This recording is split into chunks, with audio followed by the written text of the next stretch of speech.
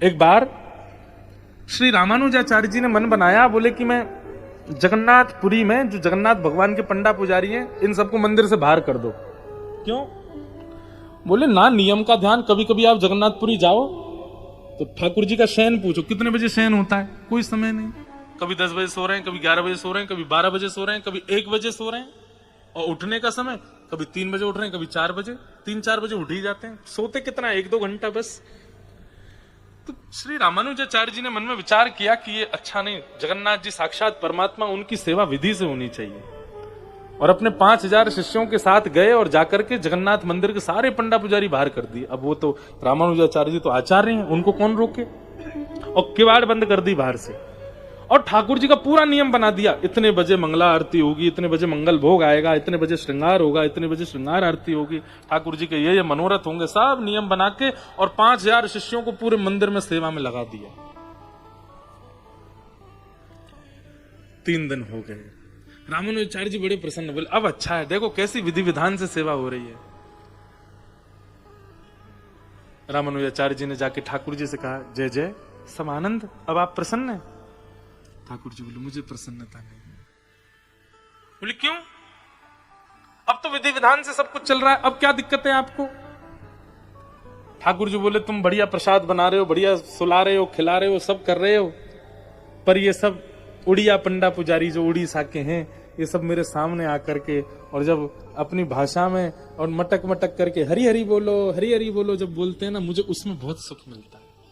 पूरे दिन की सेवा एक तरफ, केवल उनका वो हरी हरी बोलो और ऐसे मटक मटक के नृत्य करना मेरे आगे मुझे बहुत अच्छा लगता है। मैं उसी के लिए जगन्नाथपुरी में बैठा हूं।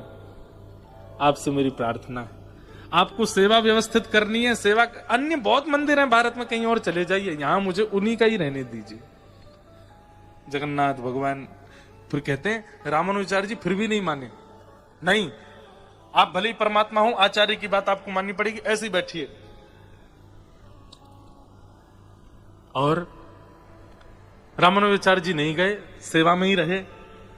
तो ठाकुर जी ने अर्धरात्रि में गरुण जी से कहा, बोले सुनो, इतने बड़े पर कर लो अपने कि सोते भये रामानुजाचार्य जी और इनके 5000 से सबको अपने पीठ पे बैठा के सुला लो और दक्षिण में छोड़ आओ। और रात में रामानुजाचार्य जी सब शिष्यों के साथ सोए थे। गरुण जी गए, एक एक को जाके अपनी कमर पे बैठा, विशाल हो गए और सबको लेकर के उड़े और दक्षिण में त्रिचिरापल्ली श्रीरंगम, वहां जाकर के लैंड हो गए। सबको सोते भये छोड़ के वापस आ गए जगन्नाथपुरी। अब यहाँ रामानुजाचार्य जी के सुबह ब्रह्म मुहूर्त में नेत्र खुले। नेत्र खोल करके देखा तो समुद्र अंतर्ध्यान, कावेरी जी प्रकट हो गई। सारे घर दरवाजे सब बदल गए। सब एक दूसरे से पूछ रहे, कहाँ आ गए, कहाँ आ गए? तब सबने देखा, बोले राम राम राम, हजारों किलोमीटर दूर दक्षिण फेंक दिए। रामानुजाचार्य जी बोले, जय हो नाथ। कोई कहता है आप वेदों से रीझते हैं, कोई कहता है आप विधि से रीझते हैं, कोई कहता है आप नियमों से रीझते हैं, पर वास्तविकता तो ये, जिससे आप चाहते हैं आप उससे रीझते हैं। किसी का कोई नियम नहीं। तो न जाने कौन से गुण पर, एक बार की बात बड़ी मैंने कही है कथा पहले भी कथाओं में, तानसेन वो ठाकुर जी के आगे सेवा करने आया वृंदावन में। 2 पान लगा रखे थे मुंह पे और गा रहा था, हारमोनियम बजा करके स्वर में गा रहा था। तो गुसाई जी सेवा में वो निकल के बाहर आए, तानसेन ये अच्छी बात नहीं है, ठाकुर जी के सामने गा रहे हो, झूठा मुंह करके गा रहे हो, जाओ कुल्ला करके आओ बाहर। तानसेन उठ के गया, महाराज कुल्ला उल्ला किया, हाथ मुंह धोए, फिर आकर के बैठा, फिर गाने शुरू किया। तो भीतर मंदिर में खड़े खड़े ठाकुर जी ऐसे खड़े थे, खड़े खड़े ठाकुर जी के नेत्र बंद हुए, झपकी आने लगी। और जैसी झपकी आई, डामाडोल ठाकुर जी हुए, तो गुसाई जी ने तुरंत पर्दा किया, बोले जय जय, आपको नींद आ रही है, आपको झपकी आ रही है? ठाकुर जी बोले, बिल्कुल मन ना लग रहा हो या कि गायकी में मेरो, अभी थोड़ी देर पहले बहुत बढ़िया गा रहो, अब जन कहा रहे करो, मो तो आनंद ही ना आया रो, या को भेज दो यहाँ ते, पहले बढ़िया गा रहो या तो के पहले जैसो खाए। हुसैन जी बोले, पहले पान दबा के खा रहा था, हमने मना कर दी, पान को निकाल आओ, झूठी सेवा हो जाएगी आपकी। ठाकुर जी ना या तो को पान खा के आएगो फिरते, जय जय, नियम है, झूठा हो जाएगा। ये कोई गायन थोड़ी है, आपके सामने गाना मतलब आपको गायकी का भोग लगाना, और वो कोई ऐसे झूठे मुंह थोड़ी। ठाकुर जी बोले, ना तो फिर यार भगाओ यहाँ से, मुंह नींद आ रही है, या फिर पान खा के आवे। गुसाई जी आए, तानसेन इधर आओ। जी पान खा के आओ।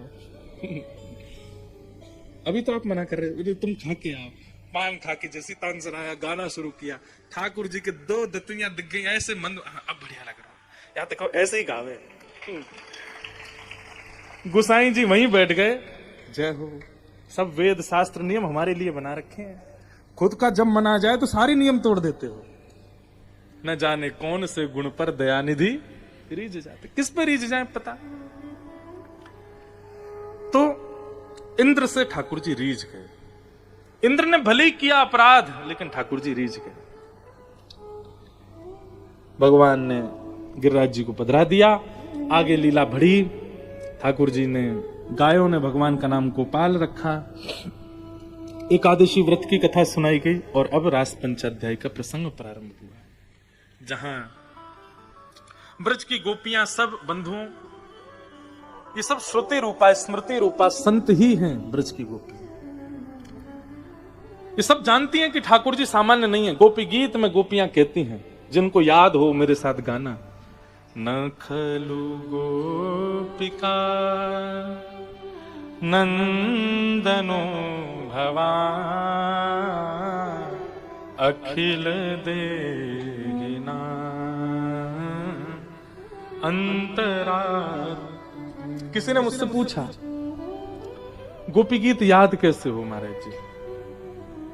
हमारी एक बात सुनिए, चाहे आपको भीष्म स्तुति याद करनी है, गोपी गीत याद करना है, जयदेव महाप्रभु का गीत गोविंद याद करना है, एक बात पहले स्पष्ट कर लीजिए, अगर आप भाषा समझ करके पढ़ोगे तो कभी याद नहीं होगा। आप संस्कृत मान करके पढ़ोगे तो कभी याद नहीं होगा। कैसे याद होगा? उसको भाव जान करके याद करो, उसका भाव सुन करके, समझ करके, गुरुजनों से प्रवचन जान करके, तब एक एक भाव को, एक एक शब्द जब आप पढ़ते हैं तो उसका भाव आपके चित्त में आना चाहिए, अपने आप याद हो जाएगा।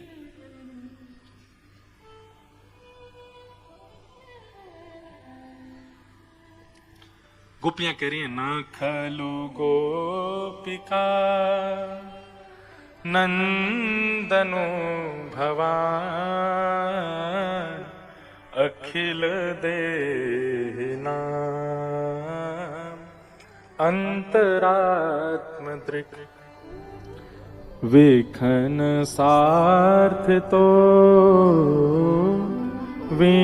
विश्वगुप्त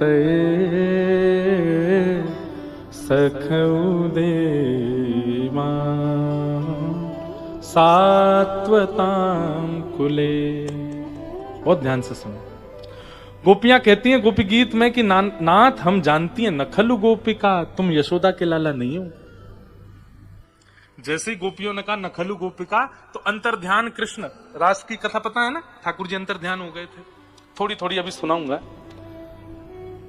ठाकुर जी जैसे अंतर्ध्यान हो गए तो गोपियां कहती हैं नखलु गोपिका, तुम यशोदा के लाला नहीं हो। तो छुपे हुए श्री कृष्ण घबरा गए, बोले इन गोपियों को किसने बता दिया कि मैं देवकी का लाला हूं? कहीं इन गोपियों को पता तो नहीं चल गया कि मैं देवकी का नंदन हूं? कहीं यशोदा मैया को जाके तो नहीं बता देंगी? नंदनो भवान, आप नंद जी के लाला नहीं हो। ठाकुर जी बोले जे गोवर थापे वाली गोपी, दूध दही जमावे वाली गोपी, इन्हें कैसे पता चल गई कि मैं कौन हूं? मैं देवकी वसुदेव को लाला हूं। और तभी अगली पंक्तियां गोपियां गाती हैं और क्या कहती हैं? अखिल देहिना अंतरात्म दृक्। गोपियां कहती हैं हम जानती हैं तुम यशोदा और नंद बाबा के पुत्र नहीं हो, तुम तो संपूर्ण चराचर ब्रह्मांड के जीवात्मा के चित्त में रहने वाले परम तत्व वही परमात्मा हो। ठाकुर जी की आंखें खुली रह गई, बोले मुझे तो लगा इनको पता होगा कि मैं देवकी वसुदेव का पुत्र हूं, पर नहीं, इनको तो उससे भी एडवांस जानकारी है कि मैं साक्षात परमात्मा हूं। अरे ये गोपियां मुझे पुरुष मान करके, मुझे सुंदर मान करके, मुझे प्रियतम मान करके मेरे साथ नृत्य नहीं कर रही हैं। इन गोपियों को तो पता है कि मैं परमात्मा हूं। और फिर गोपियां क्या कहती हैं? विखन सार्थ तो विश्वगुप्त। इस सृष्टि का कल्याण करने के लिए आप विधाता की प्रार्थना सुनकर के अवतार लेकर के आए, हम जानते हैं। और हमारे साथ सखा होने का, पुत्र होने का और आदि आदि होने की ये सब लीला कर रहे हो, हम सब जानते हैं। इसका मतलब क्या है? ये रास में आने वाली जितनी भी गोपियां हैं, ये कोई स्त्री पुरुष मिलन वाली गोपियां नहीं है। इन सब गोपियों को पता है कि ये साक्षात परमात्मा है, वो सब ज्ञानी हैं। क्योंकि रास का नाम आते ही कई पढ़े लिखे लोगों के चित्त में भावना आने लगती है कि स्त्री पुरुष का मिलन। ठाकुर जी का गोपियों के साथ नृत्य, उसको रास समझ बैठते हैं लोग। नहीं, ये गोपियां कोई स्त्रियां नहीं है, ये सब श्रुति रूपा, स्मृति रूपा, ये सब पूर्व जन्म के संत हैं। ना जाने कब से ठाकुर जी के दर्शन की लालसा में तप कर रहे थे, हिमालय पर गंगा जी में बैठ के कहां कहां आज इनके भाग्य उदय हुए कि अपने तप के प्रभाव से ये सब गोपियां बनकर के आए हैं ब्रज में।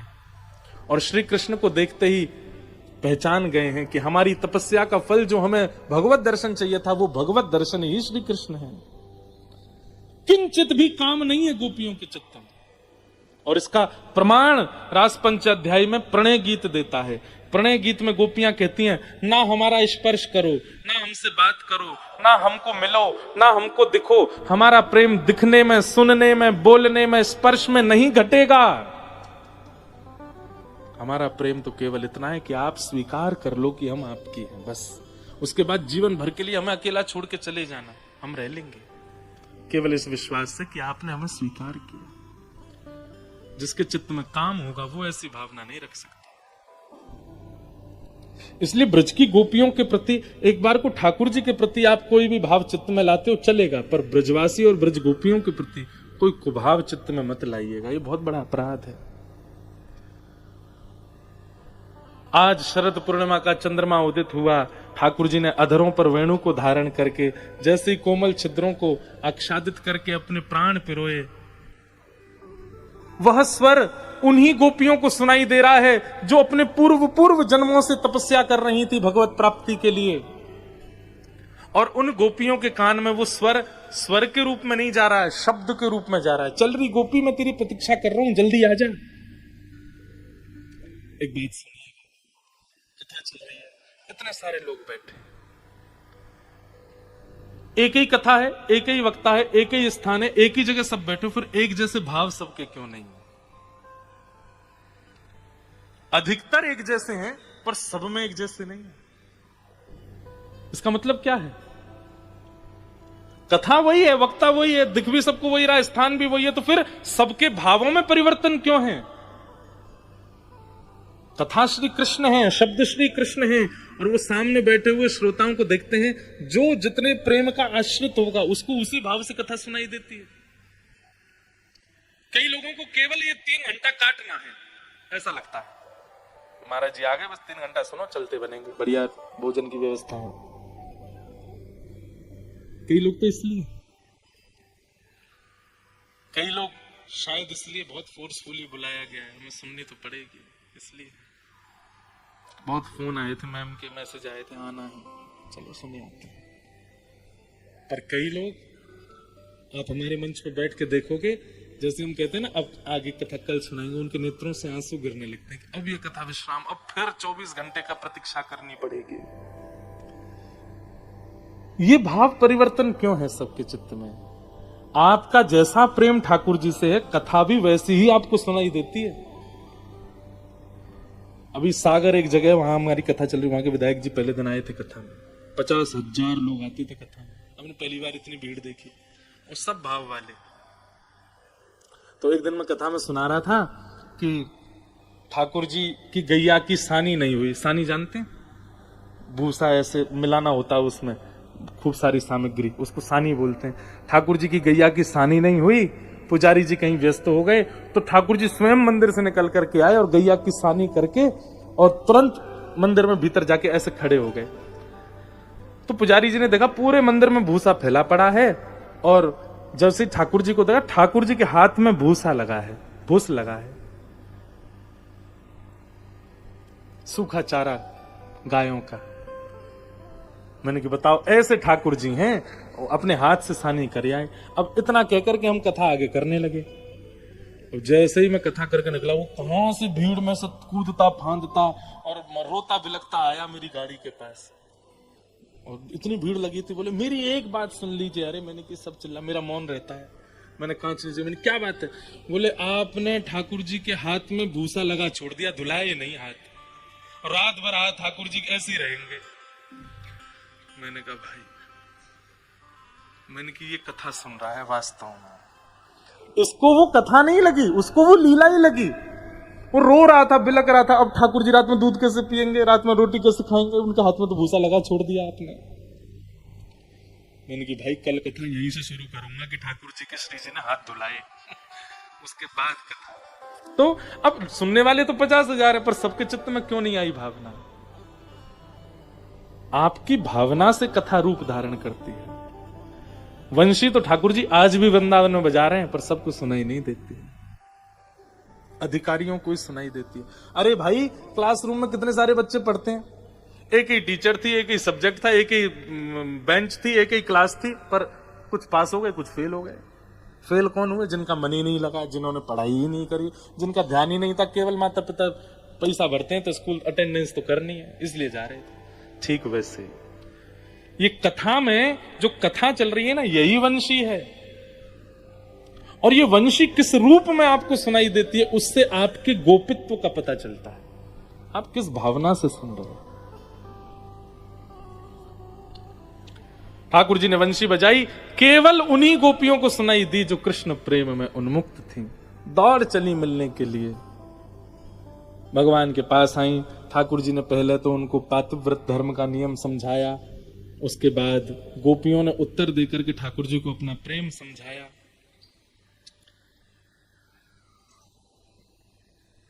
अंत तो गत्वा गोपियों के प्रेम पर ठाकुर जी राजी हो गए, और राजी होकर के गोपियों के साथ रास करने लगे। लाखों गोपियां हैं, एक एक गोपी के पास जाते हैं, तू कहा बना के लाई मेरे काजे, लापों पवा दे, तू कहा कर रही है, तुम मुझे नाच के दिखा दे, अच्छा तुम मुझे एक जल पिवा दे।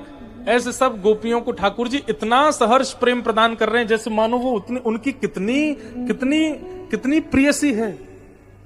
रास का मतलब क्या होता है? यही होता है। अभी कैसा है, हम ठाकुर जी को दूध पधराते हैं, भोजन पधराते हैं, इत्र पधराते हैं, सामग्री पधराते हैं, श्रृंगार पधराते हैं, पर ठाकुर जी ऐसे ही खड़े रहते हैं। ये क्या है? रस। लेकिन आपने एक दिन कुछ पधराया और ठाकुर जी उसको पा गए। आपने एक दिन कुछ ठाकुर जी को निवेदित किया और ठाकुर जी ने उसको स्वीकार कर लिया। यह है रास, इसको कहते हैं रास। तू है सखी बड़ भाग बड़ी, नंदलाल तेरे घर आवत है, तू है सगाई। यह है रास। नंदलाल तेरे घर आवत है, तू अपनो श्रृंगार करत है, तू अपनो श्रृंगार करत है, ये दर्पण हाथ दिखावत है, ये दर्पण हाथ दिखावत है। ये रास है। कुम्मन दास जी, उनके एक दो बार जिक्र हुआ कथा में। कुम्मन दास जी के पास में आरसी नहीं है, आरसी मतलब शीशा नहीं था, तो तिलक लगाते थे। तो कैसे लगाते थे? एक पात्र में जल भर के जल में अपनी छाया देखते थे और उससे तिलक लगाते थे। एक दिन ठाकुर जी प्रकट आते ही थे उनके पास लीला करवे, तो कुम्मन दास जी ऐसे तिलक लगा रहे थे आरसी में देख करके, उसमें पात्र में देख कर। ठाकुर जी बोले नहीं नहीं, जा पात्र में मत देखो। कुम्मन दास जी बोले जय जय, तिलक कैसे लगाऊंगा? बोले मैं बैठा हूं ना, मैं बता रहा हूं। हाँ, यहाँ धल लो, अब ऐसे ऊपर खींचो, ए लगो, सीधो लगो, अब नीचे थे, हाँ यहाँ रख के यूं घुमाओ, हाँ अब घूम, अब ऊपर कर लो, लगो तिलक लगो, अब एक बिंदी बीच में धल लो, अब एक काम करो, यहाँ एक पत्रावली बना लो। ठाकुर जी अपने आप ही पत्रावली, अपने आप ही श्रृंगार करवाते हैं कुम्मन दास जी। इसको कहते हैं रास। आप श्रृंगार करते हो ठाकुर जी का, वो है रस, और कुछ दिन ठाकुर जी आके आपका कर जाए श्रृंगार, वो है रास। जनाबाई महाराष्ट्र में एक भक्त हुई ठाकुर जी की, नामदेव जी कीर्तन कर रहे थे, बहुत ध्यान से सुनना। और नामदेव जी के कीर्तन में सारे वैष्णव उछल उछल करके नाच रहे थे, जय जय राम कृष्ण हरि, जय जय राम कृष्ण हरि। तो रोज नामदेव जी के कीर्तन में वैष्णव नृत्य करते थे। जनाबाई को वहीं ठाकुर जी दिखाई देते थे। ठाकुर जी भी आए, विठ्ठल भगवान ऐसे रहते हैं ना पंढरपुर में, तो विठ्ठल भगवान आए और आकर के विठ्ठल भगवान भी जोर जोर से उछलने लगे, नृत्य करने लगे। जनाबाई दूर से ऐसे बलैया लेती, आहा मेरो विठोबा कैसो नाच रो। जनाबाई कभी मंदिर नहीं जाती थी दर्शन करने। सब लोग कहते थे, ए जना तू मंदिर क्यों नहीं चलती? बोले मैं मंदिर क्यों जाऊं, मेरे लिए ठाकुर यहीं आ जाता है, मैं तो यहीं दर्शन कर लेती हूँ। बोले कब? बोले शाम को जब नामदेव जी जब कीर्तन करते हैं तो उसी कीर्तन में ठाकुर जी आते हैं। तो सब लोग सोचते थे जनाबाई ऐसी ही बोलती है, ऐसी बोलती है ये। सब हंस करके टाल देते थे बातों को। एक दिन आषाढ़ की एकादशी, सबसे ज्यादा भीड़ होती है उस दिन पंढरपुर में, लाखों की तादाद में लोग जाते हैं। और उस दिन जैसे ही नामदेव जी कीर्तन करने बैठे, कीर्तन में सब नाच रहे थे जोर जोर से, और जनाबाई को चिंता हो रही थी और मनी मन कह रही थी, विठोबा आज मत आना। क्यों? बोले आज आप बहुत थक गए हो ना, सुबह से लाखों लोगों ने आपके दर्शन किए, आज आप बहुत थक गए होंगे, आपके पाँव में दर्द हो रहा होगा, यहाँ आओगे बिना नृत्य किए मानोगे नहीं, पैर में दर्द हो जाएगा, छाले हो जाएंगे, विठोबा आज मत आना। मनी मन सोच रही है। इतने में ठाकुर जी आ गए, और जैसे ठाकुर जी, किसी को दिखते नहीं थे ठाकुर जी, केवल जनाबाई को दिखते थे। जनाबाई ने जैसे देखी ठाकुर जी आए, जोर जोर से रोने लगी, मना करी, विठोबा मत नाचो, विठोबा मत नाचो। और जितने वैष्णव वहां नृत्य कर रहे थे, जनाबाई सबके पास जाए, सबको बोले कीर्तन बंद करो, नृत्य बंद करो, विठोबा के पांव में दर्द हो जाएगा, पूरे दिन थक गए हैं, आज थक गए, आज नृत्य मत करो। सब कहेंगे बालिका, इसको लेके जाओ किनारे, क्या बोलती है बताओ, कीर्तन बंद करने को बोल रही है। कोने खड़ी खड़ी किसी ने पकड़ लिया जनाबाई को, जोर जोर से रोवे जनाबाई। सब कीर्तन पूरा करके चले गए। जनाबाई की अभी तक भी रोना बंद नहीं हो रहा, जोर जोर से हिचकियां आ रही हैं, इतना रोई जनाबाई। नामदेव जी के पास गई, बोले आप मंदिर जाओ, गरम गरम घी लेके जाओ, पुजारी जी को दे के आओ, विठोबा के पांव में मालिश कर दे, आज दर्द हो रहा होगा। सब बालिका समझ करके नजरअंदाज कर देते जनाबाई की बात को। सब सो गए और रात भर जनाबाई रोती रही, मेरे विठोबा के पांव में दर्द हो रहा होगा, विठोबा के छाले पड़ गए होंगे, विठोबा आज बहुत नाचा है। इतने में ही कस्तूरी की सुगंध आने लगी।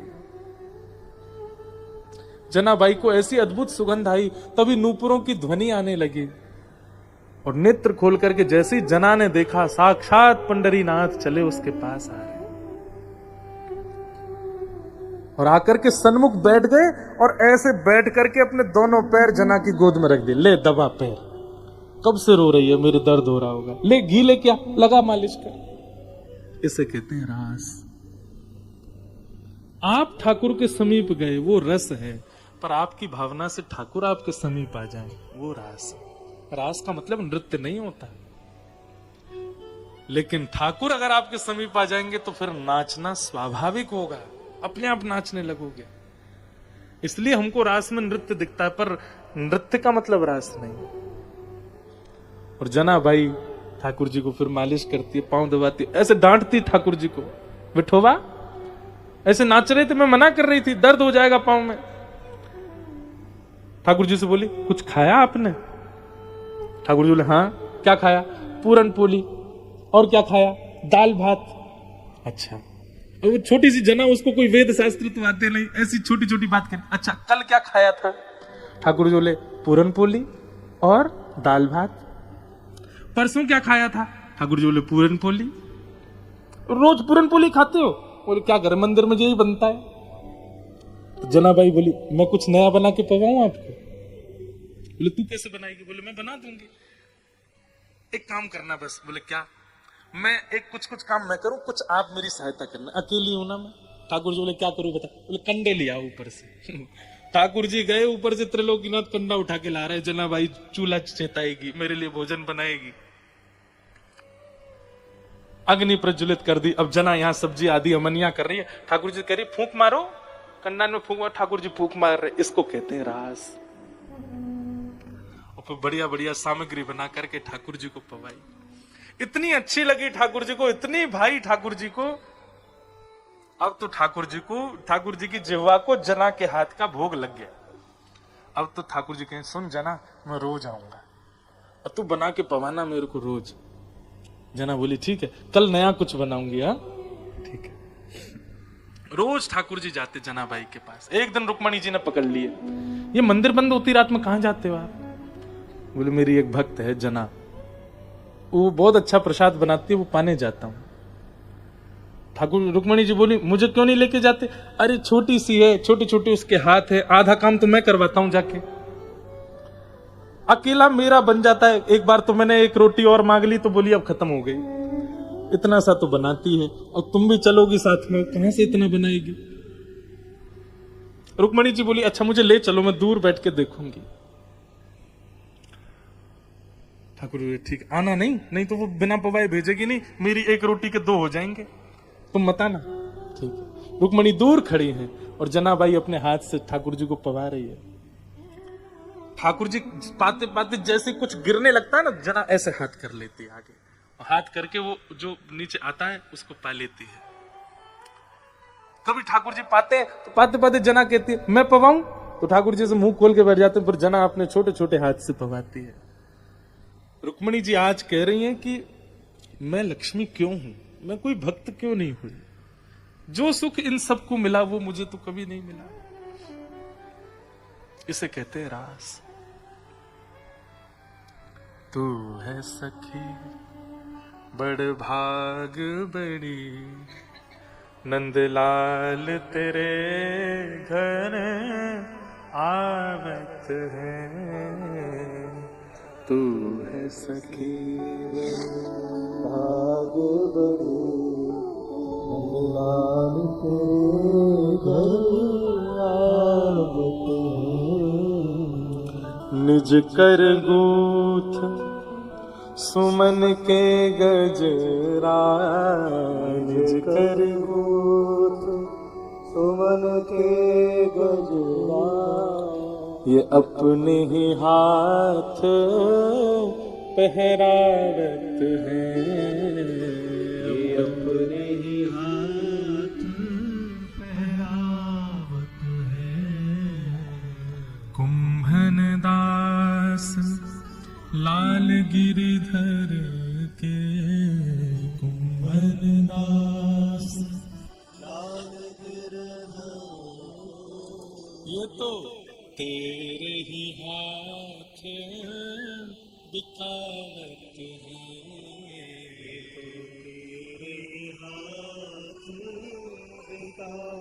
कुंभनदास जी कह रहे हैं, बोले अरे भैया तुमने अगर ठाकुर जी तो बहुत ज्यादा प्रेम कर लियो, तो ठाकुर जी इतने प्रेमी हैं कि तुम अगर कहीं बेके आओगे तो बिक जाएंगे, इतना प्रेम करें ठाकुर जी। तो है सखी बड़ भाग बड़ी, नंदलाल तेरे घर आवत है। तू है सखी बड़ भाग बड़ी, नंदलाल तेरे घर आवत है। तो सब गोपियां आ गईं, आकर के ठाकुर जी के साथ रास करने लगे। इन गोपियों के चित्त में मान आ गया।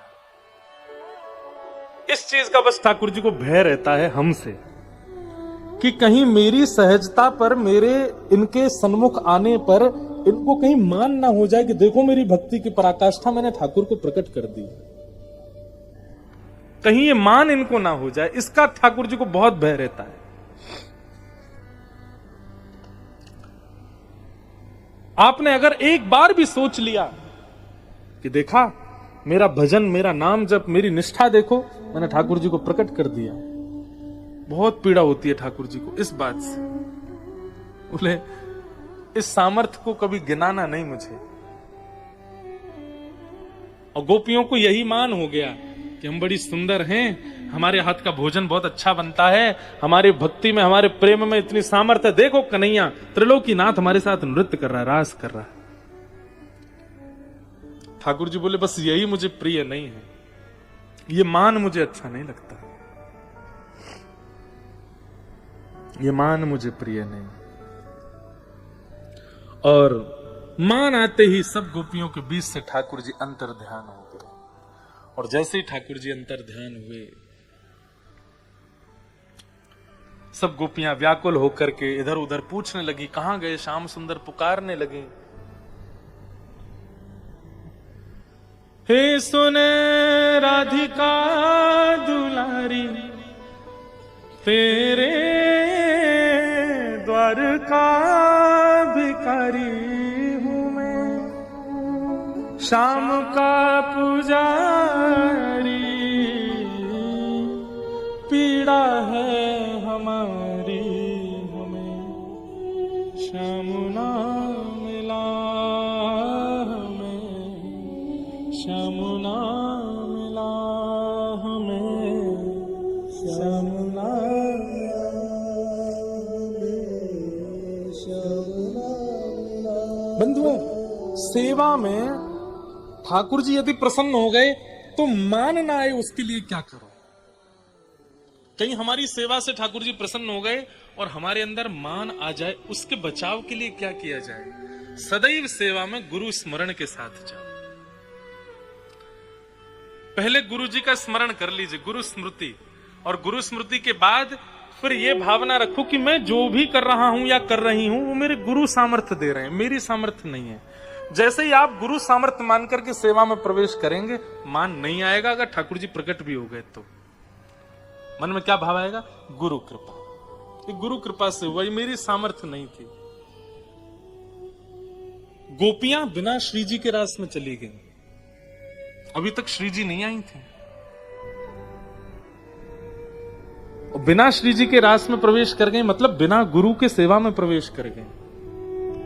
श्री जी साथ होती तो गोपियों के मन में ये विश्वास होता कि ये स्वरूप, ये रूप, ये लावण्य, ये आनंद, ये सब श्री जी की कृपा है, हमारी सामर्थ्य नहीं।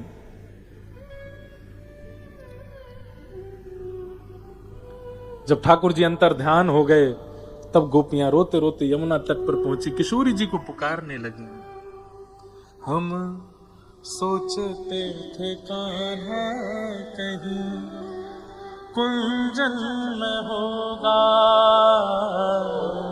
सोचते थे कान्हा कहीं कुंजन में होगा। हो अभी तो मिलन का हमने सुख नहीं भोगा, अभी तो मिलन का हमने सुख नहीं भोगा।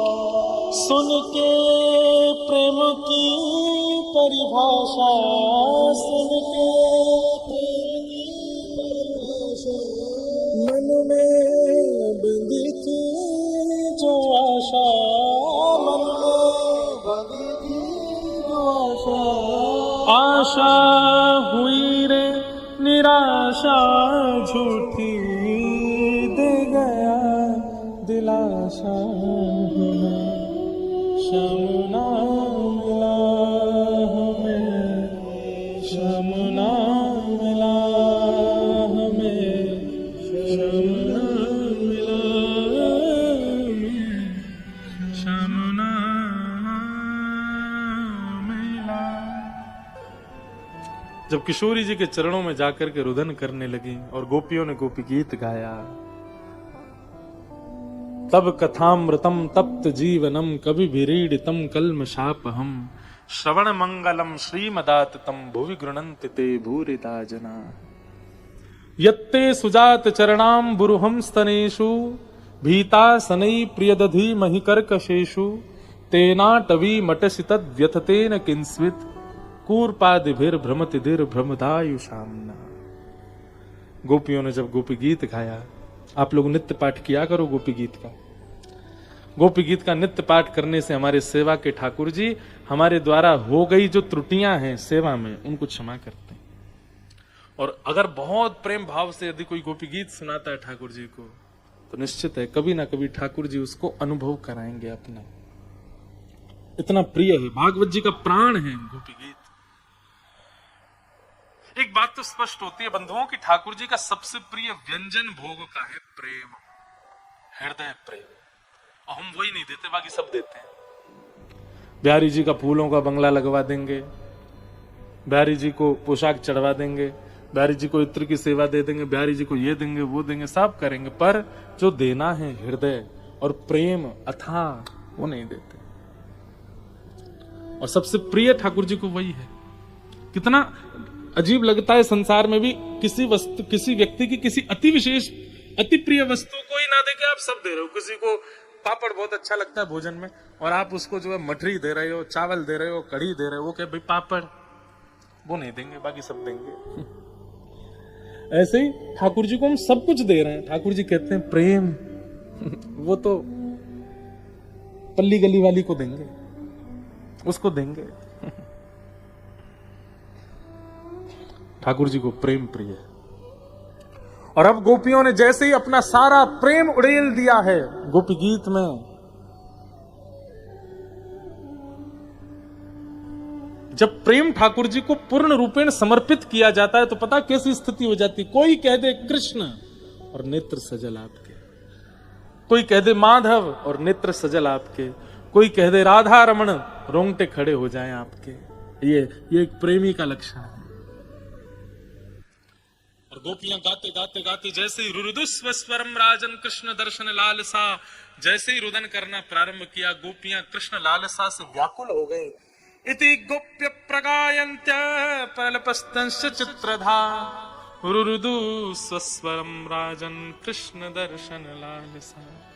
कृष्ण दर्शन की लालसा से जैसे गोपियों ने रोना प्रारंभ किया कि तासामाविर्भूत सौरी स्मयमाय मुखाम्बुज पीतांबरधर श्रगवे साक्षान मन्मथ मन्मथ। ठाकुर जी प्रकट हो गए। बोलो रास बिहारी लाल की जय। ठाकुर जी प्रकट हो गए। एक प्रकार से प्रेमाश्रु, इसको भगवत प्राकट्य ही मानना चाहिए।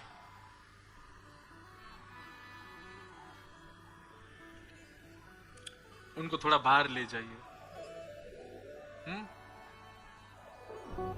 कोई डॉक्टर हो तो भैया देखना जरा क्या हुआ है किसको।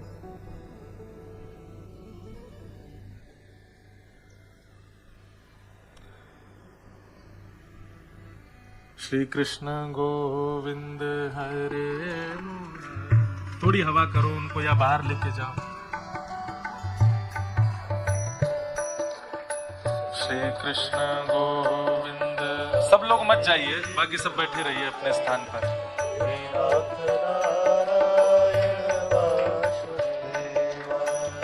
श्री कृष्ण गोविंद हरे मुरारे, हे नाथ नारायण वासुदेव। श्री कृष्ण गोविंद हरे मुरारे, हे नाथ नारायण वासुदेव। हे नाथ नारायण वासुदेव। हे नाथ नारायण वासुदेव। हे नाथ नारायण वासुदेव। हे नाथ नारायण वासुदेव। श्री कृष्ण गोविंद हरे मुरारे, हे नाथ नारायण वासुदेव। श्री कृष्ण गोविंद हरे मुरारे, हे नाथ नारायण वासुदेव। ठीक है माता जी, ठीक है। थोड़ी देर इनको बाहर हवा खवा लाओ, कथा ही खामेंगी। हमारी कथा में ऐसा होता है, किसी किसी को ठाकुर जी अनुभव कराते हैं। अगर अच्छा लगे तो थोड़ी देर घुमाए, नहीं तो थोड़ी ऐसी हवाई कर देना उनको। बोलो रास राशेश्वर भगवान की जय। भगवान प्रकट हो गए, गोपियों के साथ रास विहार किया।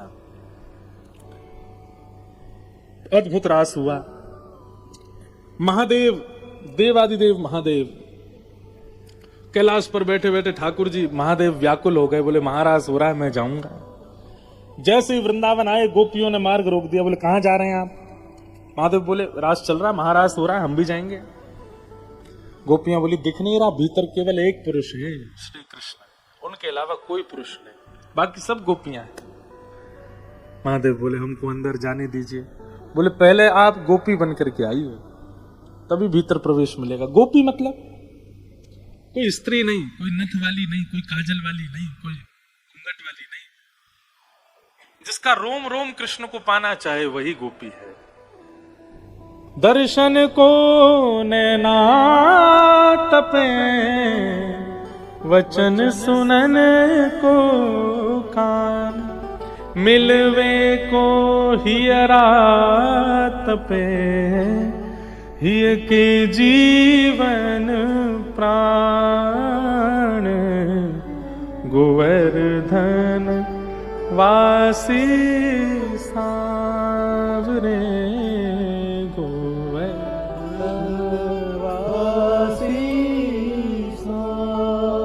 ये है गोपी की परिभाषा। सुंदर देखने का मन करे तो चाहे दुनिया की लाख सुंदरता दिखा दी जाए, पर जब तक वृंदावन नहीं दिखेगा तब तक नेत्रों को चैन नहीं।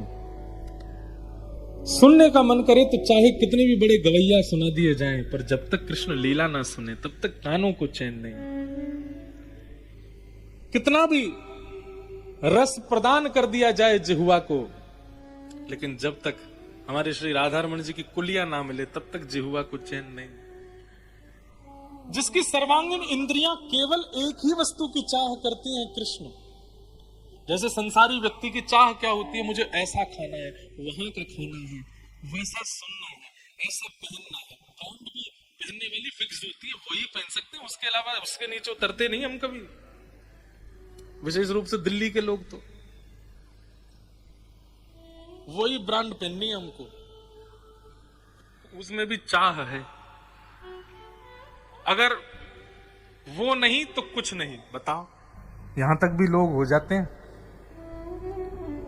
जैसा आप संसार के भोगों के प्रति अपनी इंद्रियों को अग्रसित करते हैं, ऐसे ठाकुर जी के प्रति हो जाए।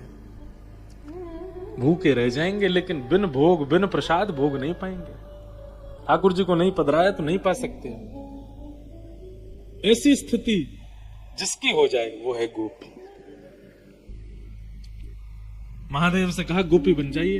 अब महादेव बोले भीतर झांक के तो देखो, हूं तो मैं गोपी ही। मेरे नेत्र केवल श्री कृष्ण का दर्शन करते हैं, कान केवल उनको सुनते हैं, जिह्वा केवल उन्हीं का रस गाती है, बोलती है, हाथ केवल उन्हीं का स्पर्श करना चाहते हैं, पैर केवल उन्हीं की प्रदक्षिणा करते हैं।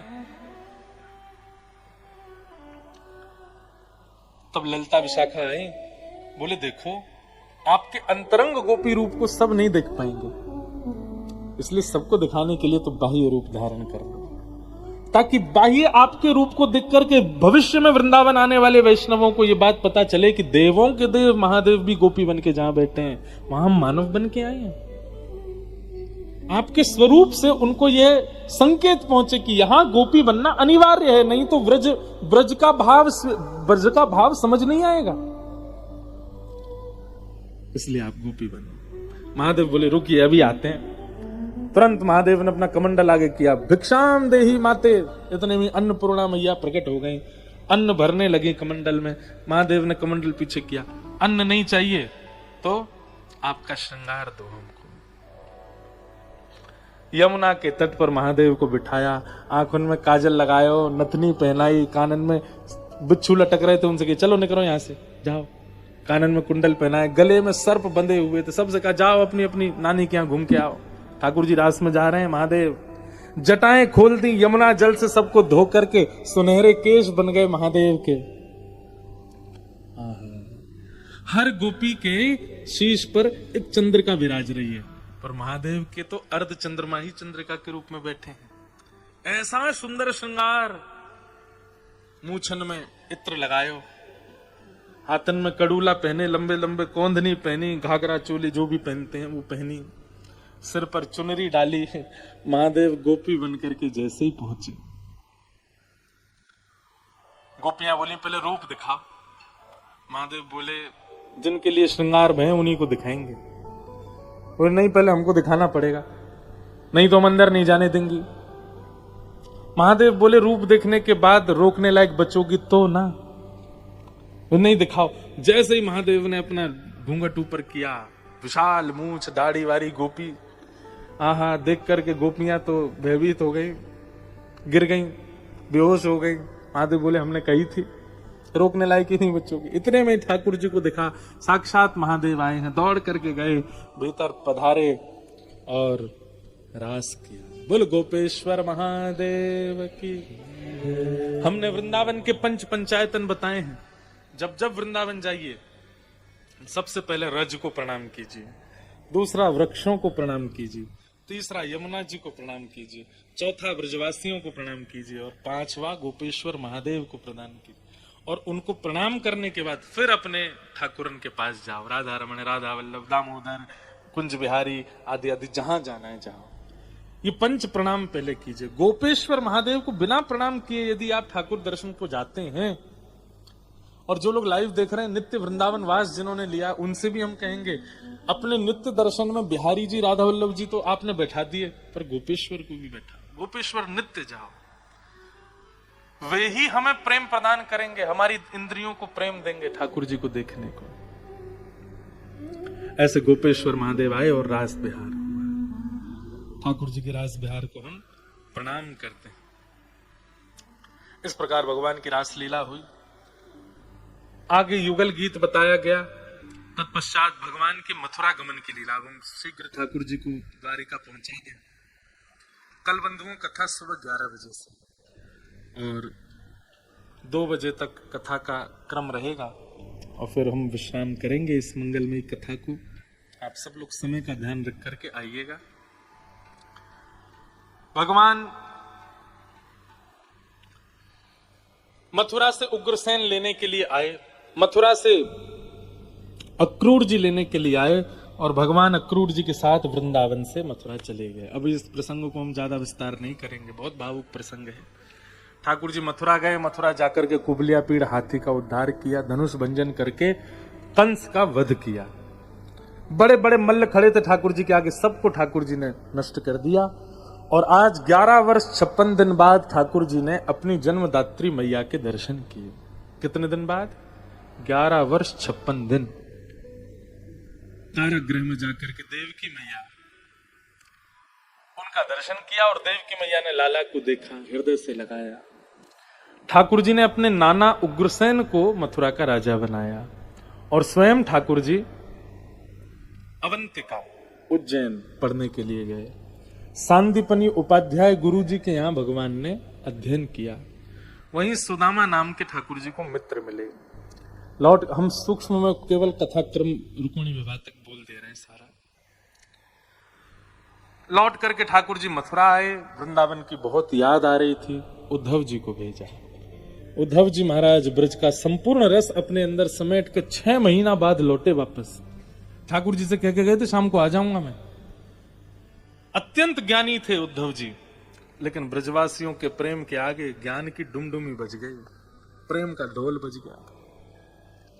उद्धव जी महाराज आए, लौट करके भगवान से आके बोलने लगे, परब्रह्म पदवी किसी और को दे दो, एक दूसरा भगवान बना करके सृष्टि को प्रदान कर दो। आप तो वापस वृंदावन चलो, आप वहीं रहो, वहां से और कहीं आपकी गति नहीं।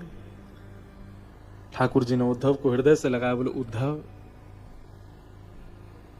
ब्रज मुझसे विलग नहीं है, ब्रज मुझसे दूर नहीं, तू नेत्र बंद कर।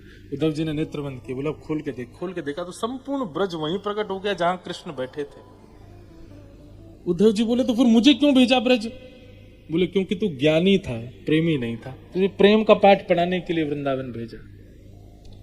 अब तू प्रेमी बन गया। इसका मतलब क्या है? आप वृंदावन जैसे गए वैसे ही लौट आए, तो फिर ऐसे वृंदावन जानो मत करे करो। जब जब वृंदावन जाओ तब तब आपका क्रोध पहले से कम होके लौटे, लोभ पहले से कम होके लौटे, मोह पहले से कम होके लौटे, प्रेम पहले से बढ़ा हुआ लौटे, तब समझो कि वृंदावन गए। वो वृंदावन काय को जैसे गए वैसे ही आ गए लौट के। और दिल्ली वाले तो कुछ ज्यादा ही करें, सवेरे जाएं दर्शन करके रात में भाग्या में वापस, अगले दिन अपनी अपनी सब जॉब पे जाना। दिल्ली वालों को तो एक कृपा तो है, दिल्ली वालों को बड़ी सहजता से वृंदावन मिल गया है, नेक में ही पहुंच जाएं। लेकिन परिवर्तन किया कीजिए अपने भाव स्वभाव और प्रेम में वृंदावन के प्रति।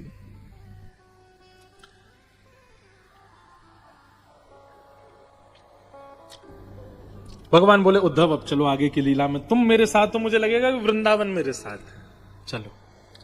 भगवान ने 17 बार जरासंध ने चढ़ाई की, भगवान ने 17 बार उसको हरा दिया। 18वीं बार ब्राह्मणों की सेना लेकर के आया तो भगवान रण छोड़ करके भाग गए, क्योंकि ठाकुर जी बोले भैया गौ ब्राह्मण संत प्रतिपालक हैं हम, इनको वध नहीं कर सके, और ठाकुर जी रण ही छोड़ के भाग गए। एक नई नगरी का निर्माण करवाया जिसका नाम है द्वारिका, और समुद्र के बीचों बीच जाकर के ठाकुर जी वहां निवास करने लगे। 16,108 भगवान के ब्याह के क्रम, उनमें सबसे पहला विवाह भगवान का रुक्मणी जी के साथ हुआ। ठाकुर जी से पहले बलराम जी का ब्याह हुआ रेवत राजा की पौत्री रेवती के साथ, पुत्र की बेटी को पौत्री उसके साथ बलराम जी का ब्याह हुआ। यहां भीष्मक राजा के 5 पुत्र थे और एक पुत्री थी, उनका नाम था रुक्मणी। रुक्मणी ने बाल्यकाल से भगवान के इतने प्रसंग सुने और फिर नारद जी ने इतनी कथाएं ठाकुर जी के रसपक्ष की सुना दी कि अब रुक्मणी जी को पति रूप में केवल कृष्ण दिखते हैं। आज तक कभी देखा नहीं था ठाकुर जी को, लेकिन उनको अपना पति मान लिया। लेकिन रुक्मणी के भाई ठाकुर जी से बहुत चिढ़ता था। क्यों? क्योंकि भगवान का एक शत्रु था, उसका नाम था शिशुपाल। वो शिशुपाल रुक्मणी जी के भाई का मित्र था, तो मित्र का शत्रु मेरा भी शत्रु। और कोई अंतरंग शत्रुता नहीं थी रुक्मणी जी के भाई की ठाकुर जी से, केवल उनका मित्र शत्रु था भगवान का। और शिशुपाल भी क्यों शत्रु था पता है? जब शिशुपाल का जन्म हुआ तो उसकी भी 4 भुजा थी और 3 आंख थी। तो किसी ने बताया उनकी माता जी को, बोले आप एक काम किया करो, सबकी गोद में दिया करो अपने बालक को, जिसकी गोद में जाने से 2 भुजा और 1 आंख चली जाए, समझ जाना वही मारेगा इसको। भगवान की बुआ का बेटा है शिशुपाल। ठाकुर जी आए, हमारी बुआ के लाला भय हुए, जैसी गोद में लिया ठाकुर जी ने, 1 हाथ, दोनों हाथ और आंख चली गई उसकी। बुआ रोने लगी, कन्हैया तू मेरे लाला है, मारे को। ठाकुर जी बोले मैं क्या मारूंगा, मेरो भैया, ना ना तू मारे को। बुआ जब तक ये 100 गाली भी देगो मैं ना मारूंगा, क्योंकि ठाकुर जी जानते हैं बिना 100 गाली दिए जिएगा नहीं है। ये 100 गाली भी देगो तो नहीं मारूंगा, लेकिन ठाकुर जी ने 100 की कही थी, 101 की नहीं कही थी। ठाकुर जी बोले 100 गाली भी देगा तो नहीं मारेंगे इसको। शिशुपाल जब बड़ा हुआ तो रोज पूछता था मुझे यहाँ पीड़ा क्यों होती है, और मेरी 2 भुजाएं, ऐसा लगता है कि यहाँ कुछ था पहले। तब उसको किसी ने बताया, बोले तुम्हारी पहले 4 भुजा थी, 3 आंख थे, कृष्ण की गोद में जाने से वो सब नष्ट होगा, और किसी ज्योतिषी ने बताया वही तुमको मारेंगे। इसलिए वो शत्रु मानता है भगवान को, रोज गालियां देता है ठाकुर जी को। और इसी कारण शिशुपाल का मित्र रुक्मणी जी का भाई भी ठाकुर जी को शत्रु मानता है।